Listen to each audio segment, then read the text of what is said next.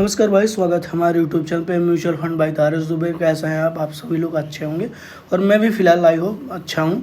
और अब जाकर सेहत थोड़ा मतलब सुधार आया है। काफ़ी टाइम से मेरी सेहत सही नहीं थी, लेकिन अब जो है रिपोर्ट में अच्छा आया है और धीरे धीरे अब मैं रिकवर कर रहा हूँ।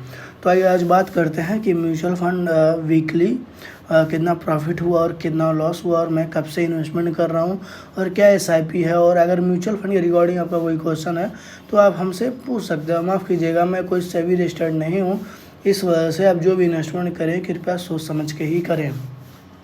तो आइए बात करते हैं फ़ंड के बारे में। जैसे कि आप देख सकते हैं इन्वेस्टमेंट अमाउंट है 9,50,000 रुपये और ओवरऑल जो हो गया होल्डिंग में 10,09,906 रुपये। तो ओवरऑल अगर रिटर्न देखा जाए तो 6.20 का रिटर्न आया है। और लेकिन ठीक है, कह सकते हैं अच्छा है एक टाइम पे, क्योंकि यह 9% भी चला गया था, लेकिन अब जाके यह कम हो गया है। और देखिए मार्केट है, मार्केट में उतार चढ़ाव तो खैर होती रहेगी और हमें बने रहना भी चाहिए मार्केट में, तो डरना नहीं चाहिए। और हाईएस्ट जो मेरा रिटर्न गया था एक टाइम पे वो करीब 9% चला गया था, तो लेकिन फिर गिर चुका है, तो कोई बात नहीं। जैसे वन डे रिटर्न आप देख सकते हैं लमसम 1.5% का गिरावट है। 14,700 रुपये का फ़िलहाल माइनस दिखा रहा है, तो मार्केट काफ़ी गिर चुका था शुक्रवार के दिन। अब देखते हैं मार्केट मंडे में क्या तेज़ी आएगा। और बात करते हैं फंड्स के बारे में, तो मेरे पास ओवरऑल 7 फंड्स हैं। पहला है निपॉन डे स्मॉल कैप, जिसमें मैंने 2,46,000 रुपये इन्वेस्टमेंट किया, जो 2,51,000 हो गया है। फिर टाटा स्मॉल कैप 1,86,000 किया है, तो 1,93,000 हो गया है। HDFC स्मॉल कैप 1,49,000 किया, 1,76,000 हो गया है। एक्सिस स्मॉल कैप 1,46,000 किया, 1,58,000। मोतीलाल ओसवाल मिड कैप में मैंने 1,00,000 रुपये किया, जो 1,12,000 हो गया। और वहीं HDFC मिड कैप मैंने 1,00,000 रुपये 1,12,000 हो गया है। फिलहाल मोतीलाल ओसवाल मिड कैप और जो फ्लेक्सी कैप मैंने बंद किया हुआ है, मैं कोई फ़िलहाल अभी इन्वेस्टमेंट नहीं कर रहा हूँ। और बात करते हैं एसआईपी की, तो फिलहाल मैं एसआईपी नहीं कर रहा हूँ दोस्त लंबी समय के लिए। मैं लमसम इन्वेस्टमेंट हूँ, जब मार्केट में गिरावट आती है तब मैं इन्वेस्टमेंट करता हूँ। और साथ ही साथ मेरे पास स्टॉक्स का भी पोर्टफोलियो, मैं आगे जाके दिखाऊंगा आपको ओवरऑल कि मैंने कितना इन्वेस्टमेंट किया और मैं क्या करता हूं। और मैं स्विंग ट्रेड भी करता हूं। साथ ही साथ मैं ये भी बता दूं कि मैं जब कोई स्टॉक्स में मोमेंट आता है उसको मैं ख़रीदता हूं, फिर सेल आउट कर देता हूं। जो हमारे पुराने सब्सक्राइबर्स हैं वो अच्छी तरह जान रहे हैं।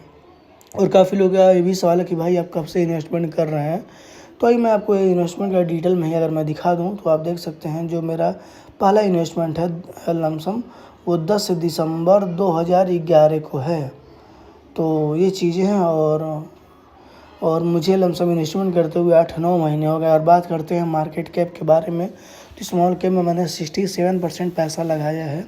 इस वजह से जब गिरावट आती है तो मुझे काफ़ी गिरावट झेलना पड़ता है।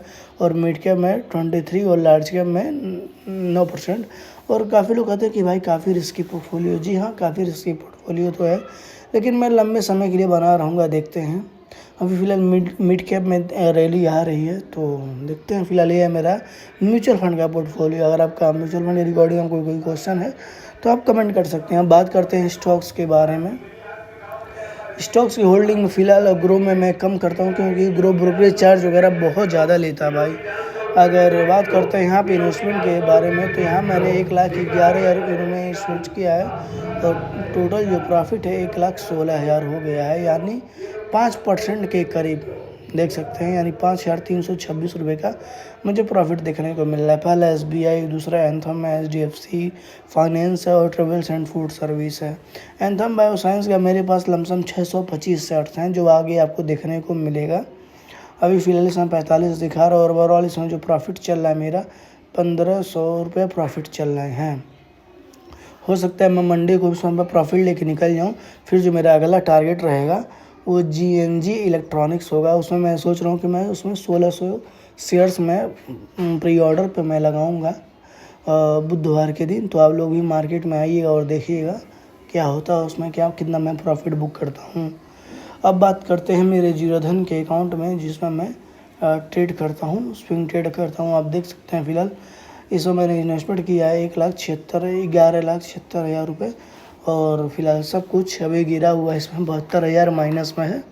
लेकिन कोई बात नहीं, देखिए मार्केट है तो मार्केट में अगर बने रहना है तो हम लोग को इसमें मैं क्या करता हूँ कि स्टॉक्स में जिसमें मोमेंट रहता है, थोड़ा सा न्यूज़ बेस्ड स्टॉक्स रहता है, तो मैं ख़रीदता हूँ और फिर मैं सेल आउट कर देता हूँ। जब वो कोई स्टॉक्स 5% देता है तो मैं प्रॉफिट लेके निकल जाता हूँ, और वो 15% गिरता है तो मैं उसको एवरेज करता हूँ। तो आप देख सकते हैं एंथम बायोसाइंस का यहाँ पे मेरे पास 470 हैं, सब मतलब 25 वहाँ पे थे और 470 यहाँ पे हैं। तो अब अभी 100 शेयर मेरे धन में भी हैं, तो ओवरऑल इसमें 16,000 रुपये का प्रॉफिट हो रहा है। तो मैं मंडे को भाई निकल जाऊंगा, क्योंकि अब मुझे यार बुधवार को भी पैसे लगाने हैं। इसमें मैं लमसम 5 लाख रुपए मैं IPO में लगाऊंगा। GNG इलेक्ट्रॉनिक्स का IPO मुझे काफ़ी अच्छा लग रहा है।